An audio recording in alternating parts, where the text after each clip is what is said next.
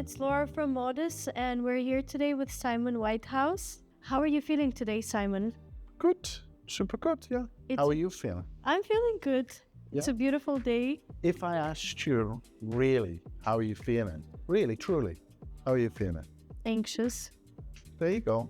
Interesting, no? Yeah. And how are you actually feeling? A little strange, a little nervous, but also quite content, quite happy, a little tired. Two little kids will do that. We get asked every day, how are you feeling? But no one actually cares.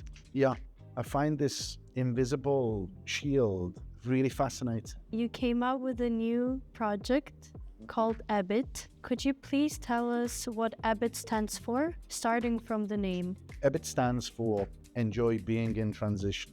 Is one of those type of words which means the same in most languages. EBIT is like you get a profit and loss statement, and at the top you have revenue, then you have the OPEX, and then at the bottom you have this line which is called EBIT. EBIT. Earnings before interest and tax. You know, the margin of a company, the margin of profitability of a company. Our EBIT stands for something different, is a subversion on this, and is a questioning of capitalism and how extreme capitalism has really affected our mental health. My wife and I, we have a tattoo at the end of every year. It symbolizes what we've been through that year, right? I'm covered in tattoos, right? And this year she was pregnant, she couldn't have the tattoo. I went and got a tattoo. I got here, my mother's last words tattooed onto me. I am now. And immediately I looked in the mirror and I had this shiver sensation, but it was definitely some kind of unusual frequency and unusual energy. And I went to the pub afterwards and I got a pint of Guinness, which is the Irish in me. I don't know why, but I sat there and I got injected with a sentence into my mind, which is the most profitable brands will all be directed by their moral compass. And this sentence came into my mind and I asked the guy to get a pencil and I was writing it down just like at school. And I couldn't get it away from my mind. And this was just before the pandemic. And this question of profitability and making decisions on the direction of something based purely or majorly focused on profit as opposed to a purpose, as opposed to the people or the planet or, you know, an actual purpose of why you're doing something and what does society need and what does culture need. This is where EBIT started to come from. But then this concept of enjoy being and enjoy being in transition, and how like we all live in this state of flux and anxiety and anxiousness. And at some point you have to release yourself and be. And so we thought that it could be a very interesting, could be maybe a beautiful thing to try, to create something which was based on a purpose to provoke a compassion and a dialogue around mental health, because everybody feels it and everybody has this mask and this veil that everybody wears to a greater extent or a lesser extent, and maybe there's something to explore around that. My dream is really like to be working with artists who are on the spectrum of mental health conditions. Creating these projects gives a connection and an avenue of solidarity and a new form of community. By showing the support and love for it, or wearing it, or engaging with it, you kind of like aligning your values with what that is. Do you understand what I mean? And I feel there's a lot of people that would appreciate that and feel seen and feel felt. And I know that I receive so many messages from total strangers, really, you know, high profile people and these things that write to me. And the messages are always like paragraphs of saying like, you know, finally somebody like really goes deeply into the subject. I'm obsessed and I'm very curious as to how the industry is going. Like the industry's changed so much over the last 20, 30 years that I'm obsessed with where the industry is going right now and this line of feeling and this mask and this veil that people are wearing. What are the projects that you've been working on for EBIT? So one of the first projects that we did was with Glenn Lutchford. I explained to him what we wanted to achieve with EBIT and the notions of where this was coming from, which was like a very nostalgic feeling that we had, the hatred and division and the polarization that was happening in society during the pandemic. And Glenn went into his archive and he had these unreleased images, these beautiful images that have never been released. And it was like that really summarized the feeling of that spirit of coming away from the toxicity of the reality of what's happening in society. And we made them into little postcards. Glenn's nostalgic memento came in this really beautiful organic linen box with like a velvet type material inside.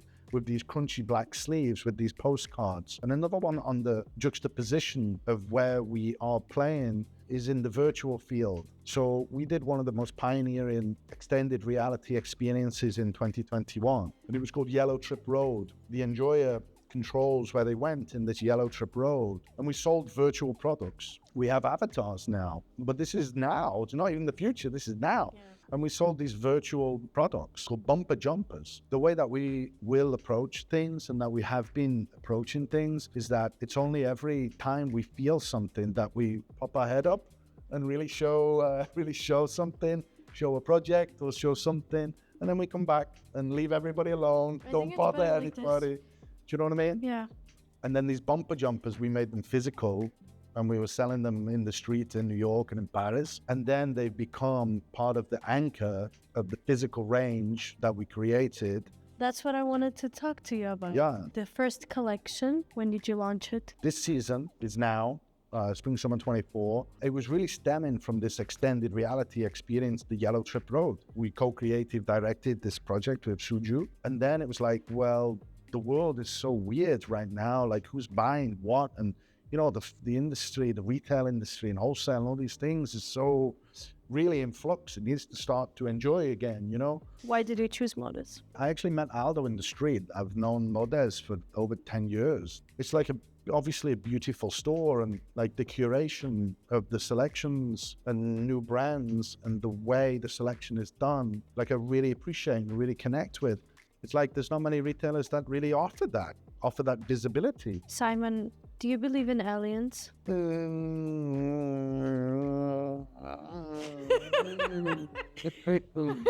It's so funny, I can't bring myself to say no. I might be an alien and you will never know.